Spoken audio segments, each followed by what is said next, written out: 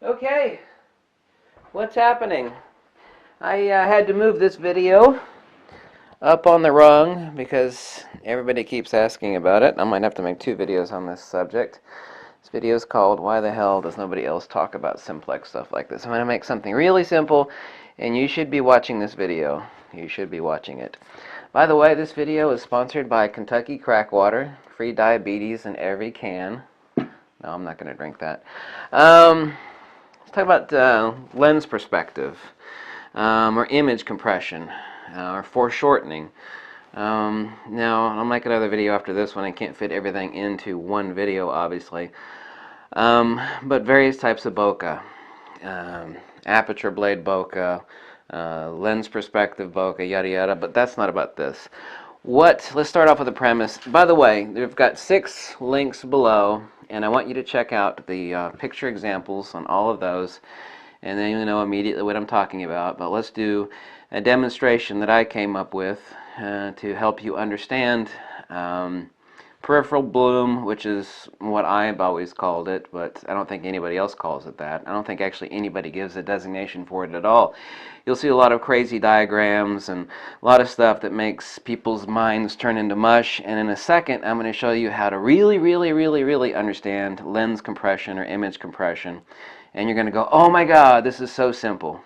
I may flap my lips a lot sometimes, but I'm really good at making things very simple to understand. Why would anybody use a lens like this for portraiture? Well, that's a 300mm f2.8 now. That's a telephoto lens for like shooting birds off at a far off distance. Why, you would not use that for portraiture. Like hell you wouldn't. You damn well would. Well, here's the question. If you have plenty of room to get close to something, you know, you're shooting a family, a model, whatever the hell it is, out in an open field, for example, or even a studio, and a decent sized studio, by the way. Why on earth would you ever use like a 200mm f2 or a 300mm f2.8 like this for portraiture? There's a really good reason for that.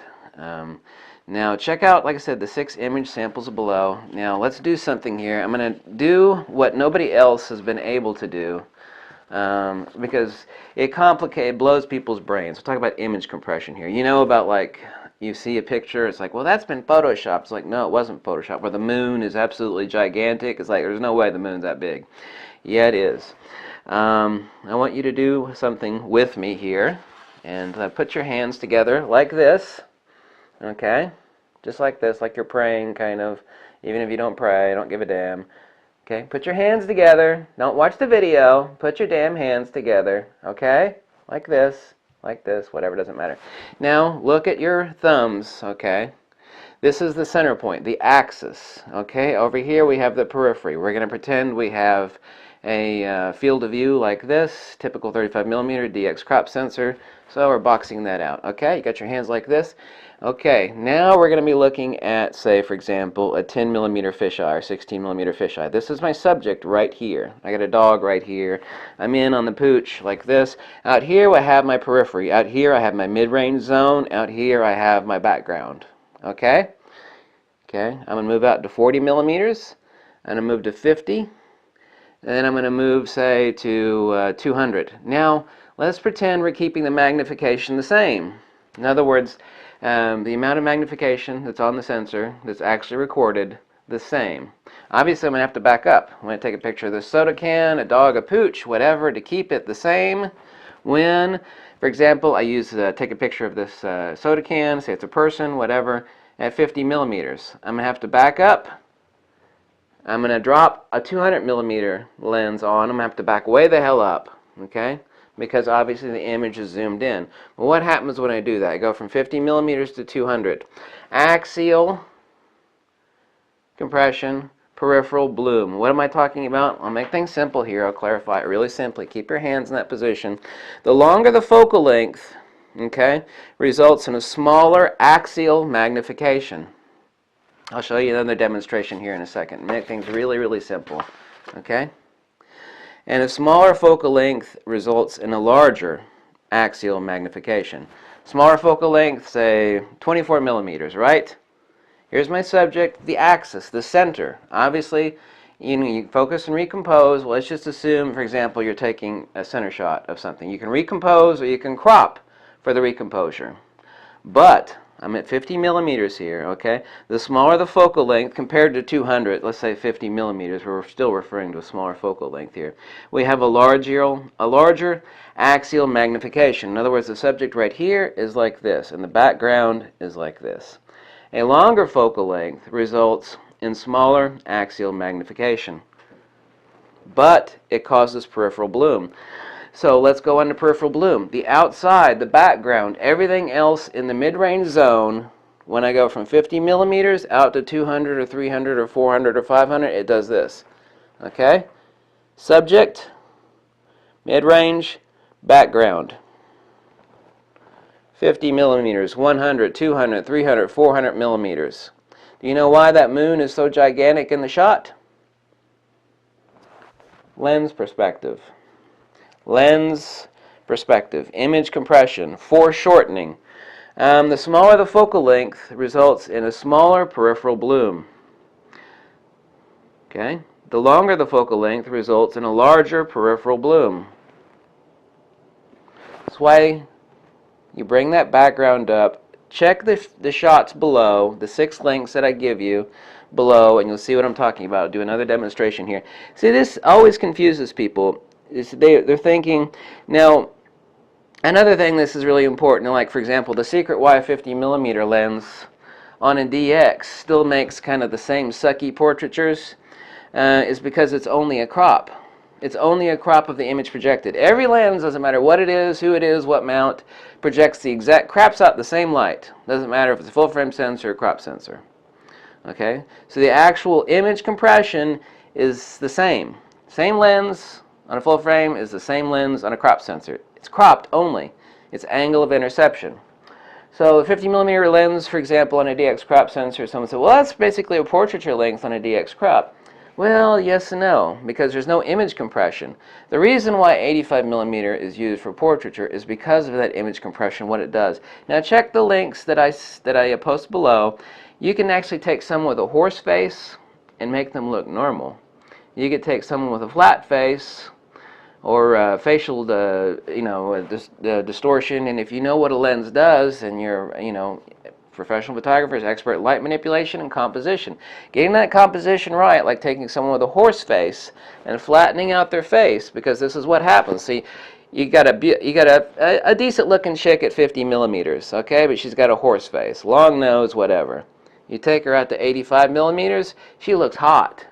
Check the links below. You'll see exactly what I'm talking about.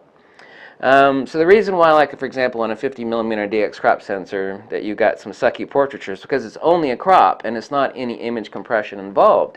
You need that image foreshortening of the 85 millimeter focal to lay down the fine portraiture. Now we're talking about the exact same magnification. A longer focal length results in smaller axial magnification.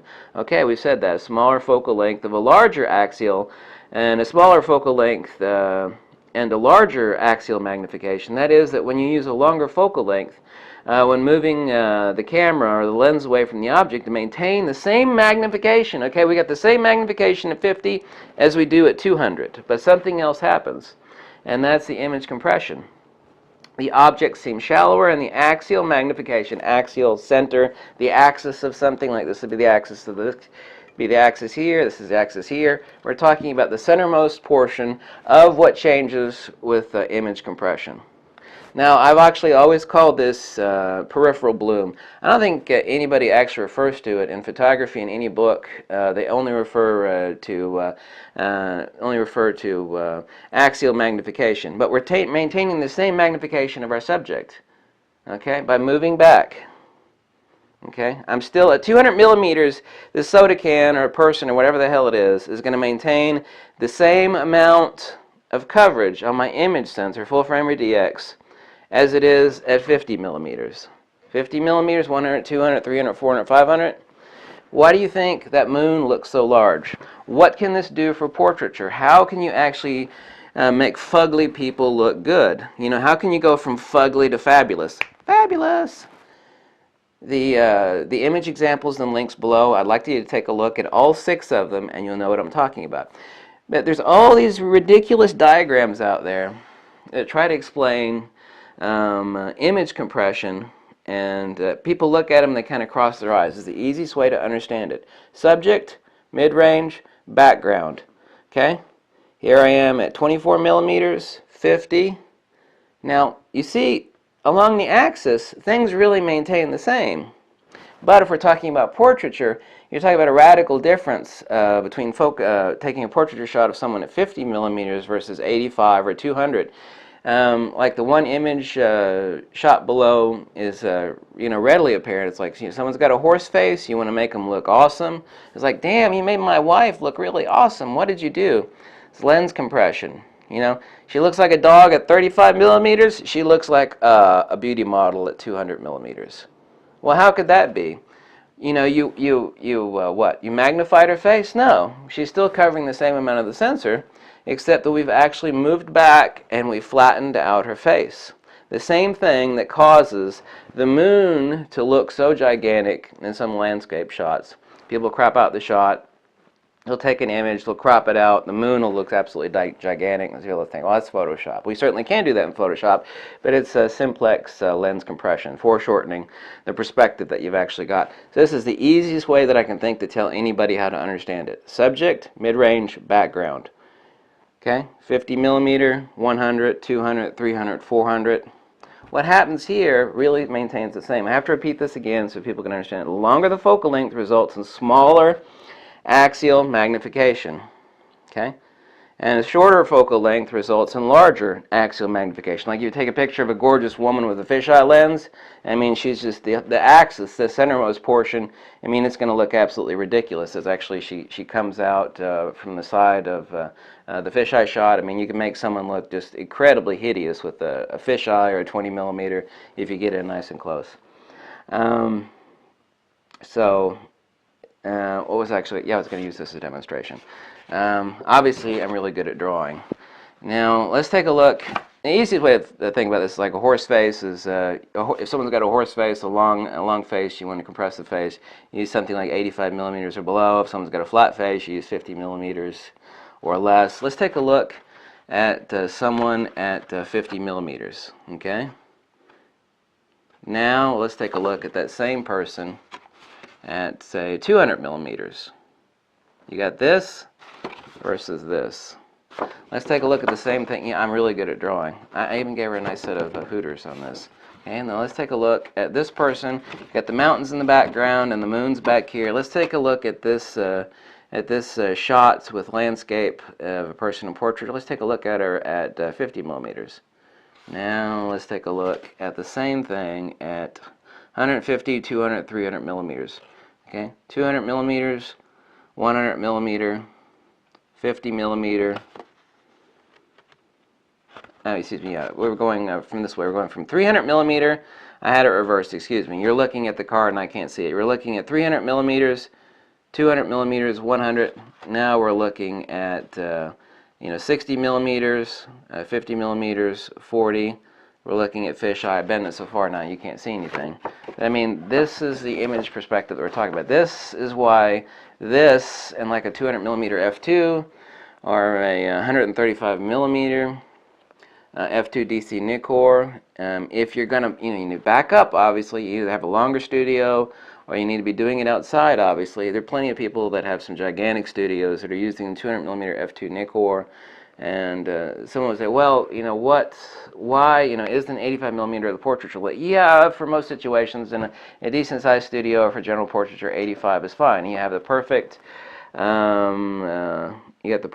lens perspective to make most people look decent because you've actually flattened out the perspective of their face and you've actually increased the compositional beauty or the geometry of someone's face compared to what they normally look like.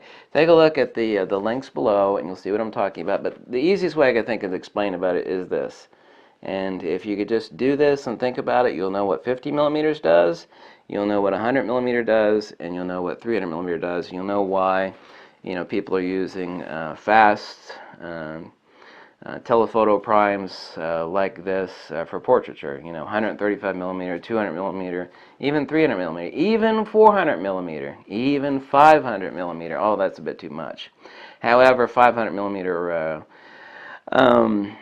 catadioptric catadioptric bokeh is also used for that really neat background shower, that's, or donut bokeh, as some people call it. But yeah, that's the simplest way that I could think of how to explain that. So you got compression, the shallow depth of field equals beautiful bokeh.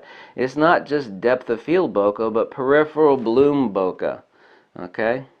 You're actually bringing up, you're getting that impressionistic look. The flattening of your subject, your foreground, and your background, and you're creating a really neat bokeh, not only of what is out of focus due to depth of field, but also what is impressionistically blurred due to lens compression. So this is what your lens does when it looks at something.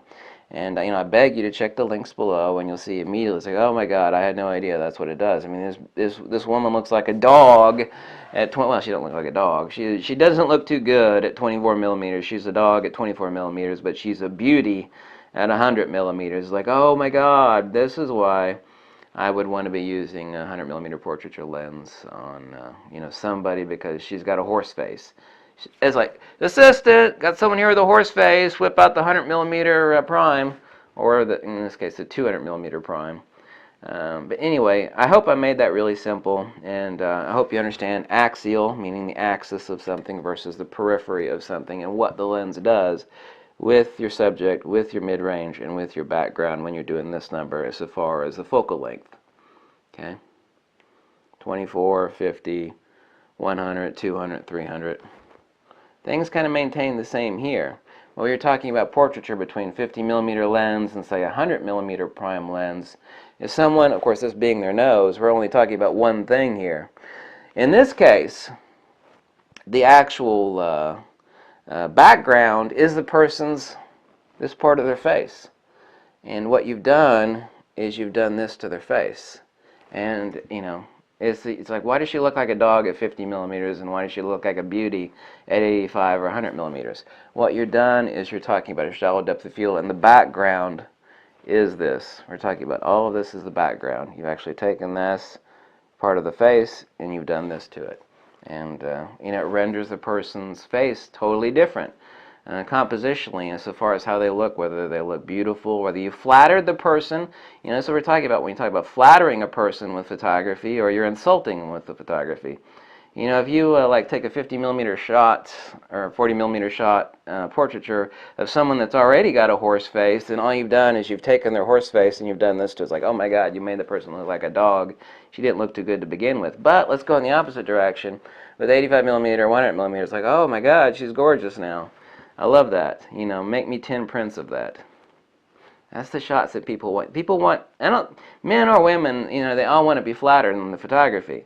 And if you know what's going on as far as foreshortening or image compression or lens perspective, then you know how to use that to your advantage. And nobody talks about this really. I mean, there's some people that talk about it. Why the hell don't people talk about it? So anyway, maybe I kind of drew that out further than it had to be done, but anyway, it's a very, very important point. So check the links below, I beg you, then you'll know immediately what I'm talking about, okay? Everybody needs a picture, for example. Bye.